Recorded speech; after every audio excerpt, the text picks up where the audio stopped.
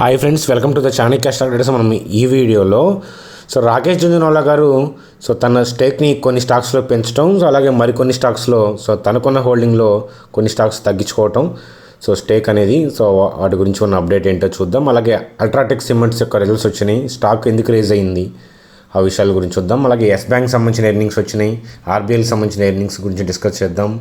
అలాగే వాటితో పాటు ఇండస్ఇండ్ బ్యాంక్ గురించి, వాటి యొక్క ఎర్నింగ్స్ గురించి కూడా డిస్కస్ చేద్దాం. ఓవరాల్గా మార్కెట్స్ మళ్ళా పైకి వెళ్ళబోతున్నాయా, ఆ విషయాల గురించి నిఫ్టీ ద్వారా, బ్యాంక్ నిఫ్టీ ద్వారా మనకి ఏమైనా సంకేతాలు అందుతున్నాయి, మనకి లెవెల్స్ ఏమైనా మ్యాచ్ అవుతున్నాయా, ఎటువైపు వెళ్తుంది మార్కెట్ గమనం, ఆ విషయాల గురించి కంప్లీట్గా ఈ వీడియోలో చూద్దాం. ముందుగా అల్ట్రాటెక్ సంబంధించిన Q1 ఎర్నింగ్స్ వచ్చినాయి.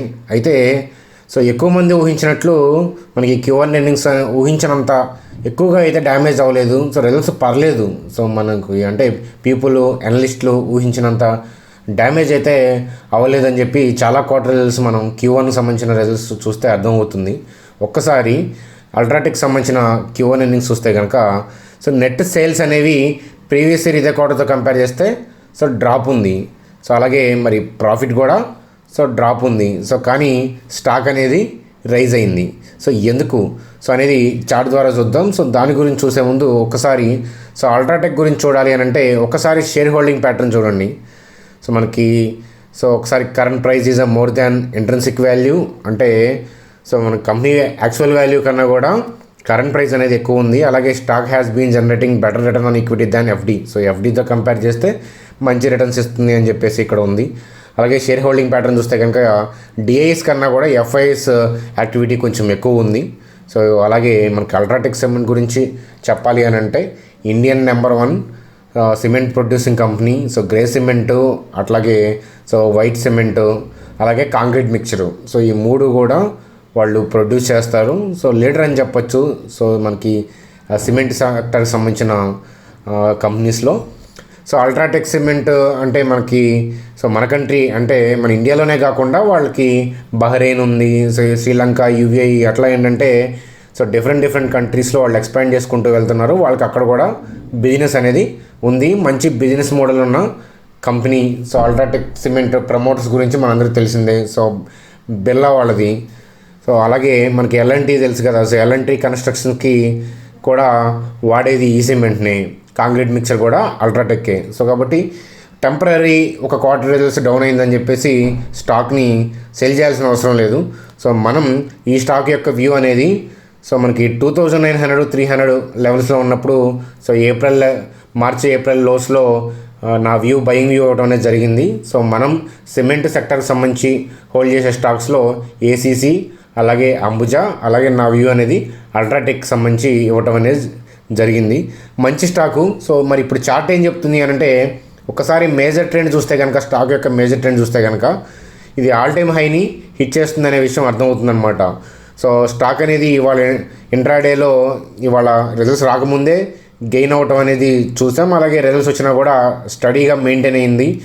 ఇలా మనకి టెంపరీగా మనకి తెలిసి క్వార్టర్స్ డౌన్ అయినప్పుడు మనకి ఎక్కువ మంది ఇన్వెస్టర్స్ ఇన్వెస్ట్ చేస్తూ ఉంటారు. అంతేగాని ఒక క్వార్టర్ రిజల్ట్స్ని బేస్ చేసుకొని స్టాక్ పడిపోతుంది అని అనుకోవద్దు. మనం ఏప్రిల్ మేలో బయింగ్ న్యూస్ ఇస్తున్నప్పుడు స్టాక్స్ ఎక్కువ మంది కామెంట్స్ ద్వారా అడిగేవాళ్ళు, నెక్స్ట్ క్వార్టర్ రిజల్ట్స్ బాగోవు కదా, అందరికి తెలుసు కదా, మరి ఎందుకు స్టాక్స్ అనేవి ర్యాలీ అవుతున్నాయి అని. చూశారు కదా.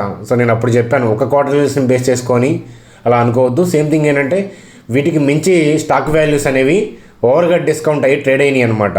అందువల్ల మంచి కంపెనీస్ని ఎప్పుడైనా సరే టెంపరీ ఫాల్ డౌన్స్లో ఎక్కువ మంది ఇన్వెస్టర్స్ ఇన్వెస్ట్ చేస్తారు కాబట్టి అందువల్ల స్టాక్స్ అనేవి వీటితో సంబంధం లేకుండా ర్యాలీ అవుతూ ఉంటాయి. అవి కూడా మనకి రిజల్ట్స్ అయ్యి కూడా లాస్ కాదు కదా. అంటే ఓవరాల్ మనకి రెవెన్యూ అనేది ఓవరాల్గా ముందుకే వెళ్తుంది, అలాగే ప్రాఫిట్స్ కూడా వస్తున్నాయి. ఇంకా భవిష్యత్తులో మరింత లాభాలు తీసుకొచ్చి స్టాక్ వాల్యూస్ మరింత అట్రాక్టివ్గా పెరిగే అవకాశాలు ఈజీగా కనిపిస్తున్నాయి అనమాట.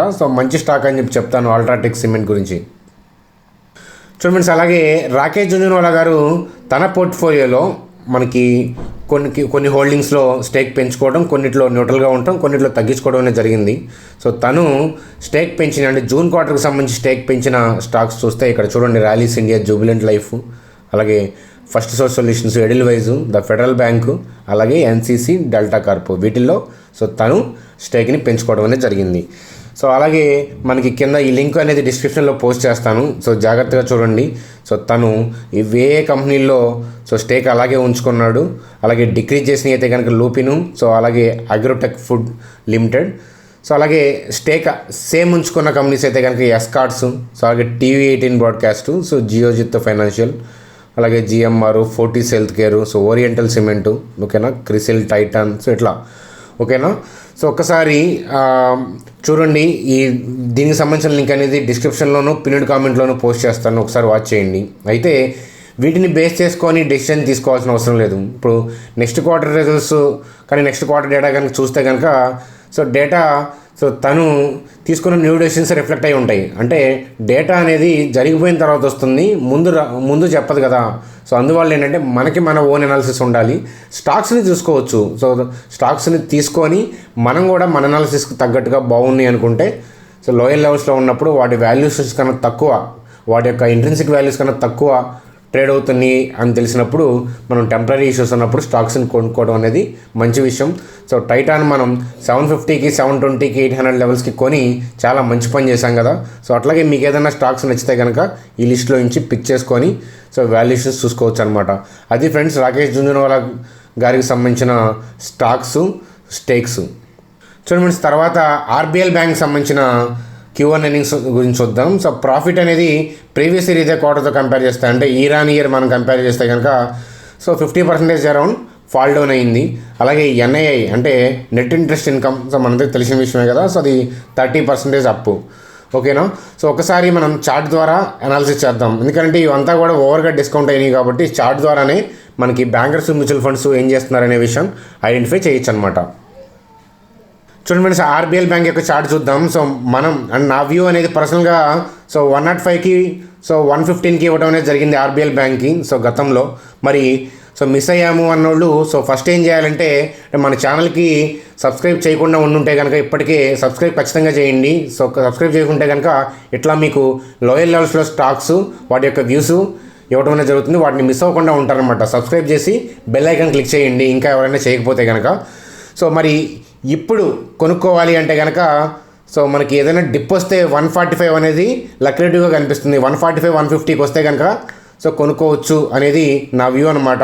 స్టాక్ అనేది సో ఖచ్చితంగా ఇది కూడా ఒక మల్టీ బ్యాగర్ అవుతుంది RBL బ్యాంక్. సో బ్యాంక్లో పెద్దగా ఇష్యూ లేకుండానే స్టాక్ అనేది ఫాల్ డౌన్ అయినాయి.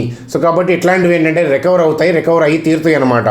సో అందువల్ల మనకి స్టిల్ మంచి వాల్యుయేషన్స్ అని చెప్తాను. సో 150, 160 ఈ ఏరియాలో ఉన్నప్పుడు మన టెలిగ్రామ్ గ్రూప్లో లైవ్లో నేను నా వ్యూ అనేది కూడా మీకు ప్రజెంట్ చేస్తాను ఖచ్చితంగా.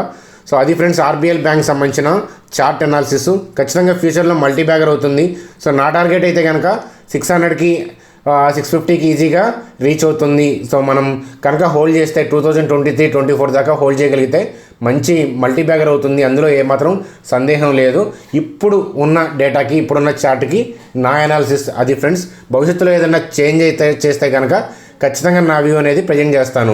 ఒక డే పడిపోయింది, ఒక రోజు పడిపోయింది, లేదా 1 వీక్ ఫాల్ అయింది అనేది వ్యూ అనేది చేంజ్ చేయకూడదు అనమాట.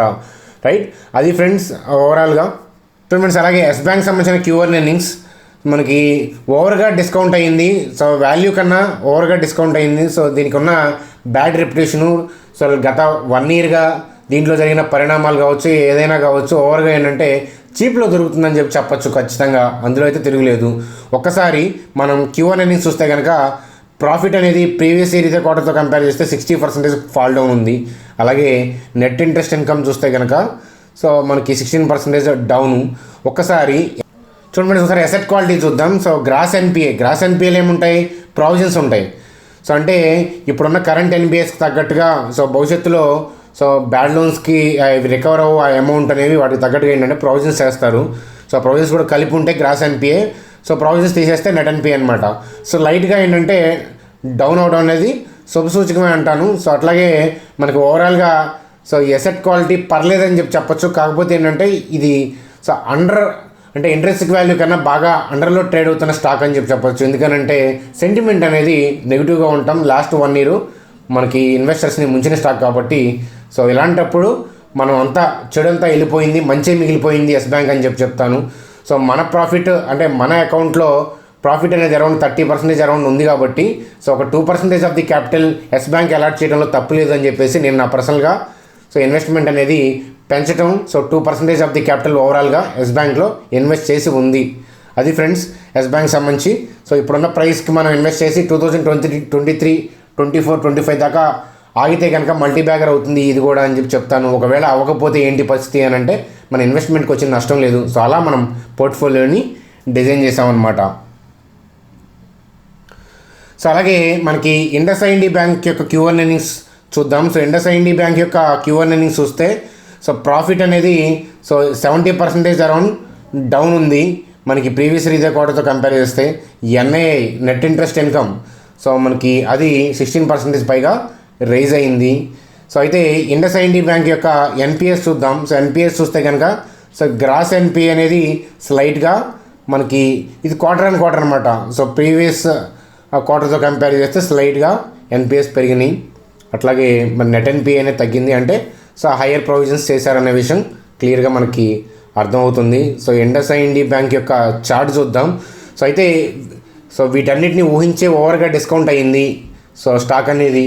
సో భయపడాల్సిన అవసరం అయితే ఏమీ లేదు. ఒకసారి చార్ట్ ద్వారా ఇప్పుడున్న CMP నుంచి ఎక్కడ బై చేయొచ్చు అనే విషయం చార్ట్ ద్వారా చూద్దాం. IndusInd బ్యాంక్ యొక్క చార్ట్ చూస్తే మనమైతే 350, 360, 370 ఈ టైంలో అంటే ఇక్కడ ఉన్నప్పుడు వ్యూ ఇవ్వడం అనేది జరిగింది. అలాగే 420 కూడా ఇవ్వడం అనేది జరిగింది. సో అయితే మరి ఇప్పుడు 526లో ఉంది కదా అని అంటే కొత్తగా వచ్చిన వాళ్ళు అయితే కనుక ఏం చేయాలి అని అంటే సో స్టాక్స్తో సంబంధం లేకుండా అంటే ఈ స్టాక్లో ప్రాబ్లం ఏం లేకుండా ఫాల్ డౌన్స్ వస్తూనే ఉంటాయి కదా. అలాంటప్పుడు బాగా డ్రాస్టిక్గా పడినప్పుడు కొంచెం లోయర్ లెవెల్స్లో కొంచెం యాడ్ చేసుకోమంటాను.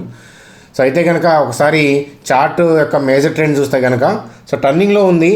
భవిష్యత్తులో సో మనకి 900 to 1000కి రీచ్ అవుతుంది. మనం వెయిట్ చేయగలిగితే సో 2023, 24 కల్లా 1600, 1800కి వెళ్ళే అవకాశాలు కనిపిస్తున్నాయి. వీళ్ళు ఎలాగే ట్రావెల్ చేస్తే కనుక మనం కూడా ట్రావెల్ చేయాలి. వాళ్ళు ఎలాంటి డెసిషన్లు తీసుకుంటున్నారు ఏంటనేది చూస్తూ వెళ్ళాలి. సో అయితే లక్రేటివ్గా ఉంది అని చెప్పచ్చు. సో ఏదైనా డెసిషన్ మార్చుకుంటే నా డెసిషన్ మారిస్తే కనుక మీకు వీడియో ద్వారా సో ఖచ్చితంగా అప్డేట్ చేస్తాను. అందుకనే మనం సబ్స్క్రైబ్ చేసి బెల్ ఐకాన్ క్లిక్ చేయాలన్నమాట. అంతే. ఎందుకంటే ఇప్పుడున్న చార్ట్కి ఇప్పుడున్న వాళ్ళ మేనేజ్మెంట్ డెసిషన్స్కి మనకున్న వ్యూ ప్రకారం స్టాక్ యొక్క వ్యూ ఇవ్వడం జరుగుతుంది. సో భవిష్యత్తులో చేంజ్ అవ్వచ్చు కదా. అందుకోసం ఏంటంటే ఎప్పుడు కూడా మనం ట్రాక్ చేసుకుంటూ ఉండాలి. అట్లా అని చెప్పేసి 1 డే ఫాల్ అయిపోతే మనం భయపడాల్సిన అవసరం లేదు. 1 డే ఫాల్ అయిపోయింది, 2 డేస్ ఫాల్ అయిపోయిందని.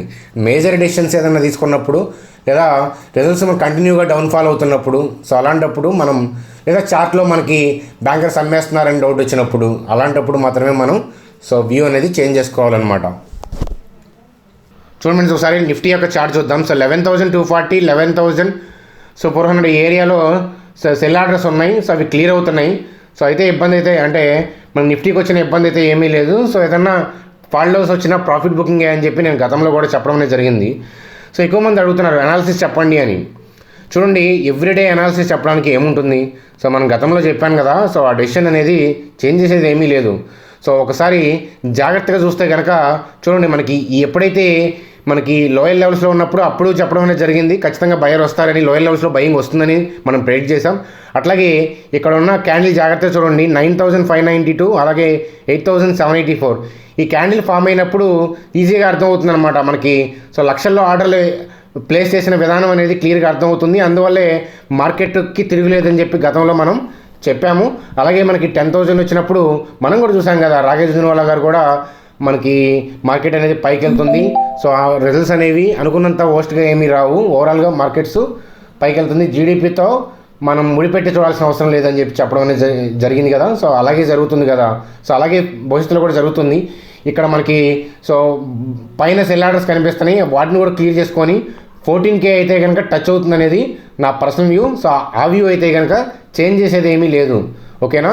అది ఫ్రెండ్స్ మనకి టెంపరీగా ఏదైనా 1 or 2 డే వచ్చినా కూడా భయపడాల్సిన అవసరం లేదు. సో నిఫ్టీకి అయితే వచ్చిన ప్రాబ్లం అయితే కనుక ఏమీ లేదని చెప్పి చెప్తాను. ఓవరాల్గా మనకి న్యూట్రల్ టు డౌన్ మార్కెట్ ఉన్నా కూడా ఓవరాల్గా పైకి వెళ్ళే అవకాశాలే కనిపిస్తున్నాయి. ఏదైనా లెవెల్స్ అయితే మాత్రం రన్నింగ్లోనే చూడాలి అని చెప్పి చెప్తాను. సో ఇప్పుడు ఇచ్చే లెవెల్స్ ఏదైనా సపోర్ట్ రెసిస్టెన్స్ అనుకొని సో ఇవ్వడం అంటే ఈజీయే. సో కానీ అవి పనిచేయవు, మీ అందరికీ తెలిసిన విషయమే కదా. Open interest, option chain, support resistance, లేకపోతే మూవింగ్ యావరేజ్ని బేస్ చేసుకొని సపోర్ట్ రెసిస్టెన్స్ ఇట్లాంటివి ఇవ్వచ్చు. సో అది పెద్ద కష్టమైన విషయం కాదు. కానీ సో మార్కెట్ అనేది సో దాని ఇష్టం వచ్చినట్లు అది వెళ్తుంది, కానీ ఇవన్నీ కూడా ఫాలో అవ్వు. అదంతా కూడా నా పర్సనల్ వ్యూ, రైట్. అది ఫ్రెండ్స్ నిఫ్టీకి సంబంధించిన అనాలిసిస్. చూడండి ఫ్రెండ్స్, ఒకసారి బ్యాంక్ నిఫ్టీ యొక్క చార్ట్ చూద్దాం. సో అయితే ఇక్కడ మనకి ప్రీవియస్ ఆర్డర్స్ ఏవైతే ఉన్నాయో అవి మ్యూచువల్ ఫండ్స్ ఆర్డర్స్ అవి ఎగ్జిక్యూట్ అయినాయి. ఒకవేళ పాజిటివ్ మూమెంటం ఉంటే కనుక సో రేపు డే హై అనేది 22,558 దాకా వెళ్ళే అవకాశాలు ఉన్నాయి.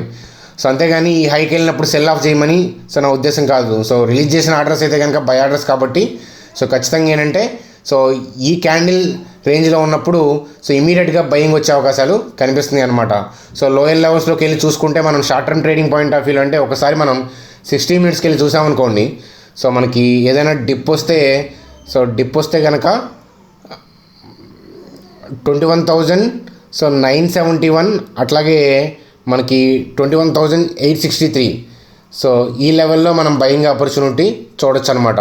సో గుర్తుపెట్టుకోండి, ఏదైనా మనకి సో ఓపెన్ అయ్యి డిప్ వస్తే 21,971 21,863 నుంచి బౌన్స్ ఇచ్చే అవకాశాలు కనిపిస్తున్నాయి అనమాట. సో అది ఫ్రెండ్స్ మనకి బ్యాంక్ నిఫ్టీకి సంబంధించిన అనాలిసిస్. ఓవరాల్గా సో రేపు మార్కెట్స్ పైకి వెళ్ళే అవకాశం కనిపిస్తున్నాయి. గ్లోబల్ క్యూస్ ఏమాత్రం సపోర్ట్ చేసినా పైకి వెళ్ళే అవకాశాలు ఉన్నాయి. సో గ్లోబల్ క్యూస్ అనేవి మన చేతిలో ఉండవు కదా. చూడండి ఫ్రెండ్స్, ఫైనల్గా ఇవాళ వీడియో అది. సో ఎవరైనా టెలిగ్రామ్ గ్రూప్లో జాయిన్ అవ్వాలంటే డిస్క్రిప్షన్లో ఉంది. అట్లాగే మీరు మన వ్యూస్ చూడాలి, మీ క్యాపిటల్ తగ్గట్టుగా చూడాలి, అలాగే సండే వెబినార్స్ అటెండ్ అవ్వాలి అని అంటే కనుక ఏంజల్ కానీ లేకపోతే జెరోదా కానీ లేకపోతే మనకి ఎల్ఐసి బ్లూ కానీ దేని ద్వారైనా సరే 3 కూడా డిస్కౌంటర్ బుకింగ్ కాబట్టి వేటి ద్వారైనా సరే అకౌంట్ క్రియేట్ చేసి ఇక్కడున్న నెంబర్కి వాట్సాప్ చేయండి.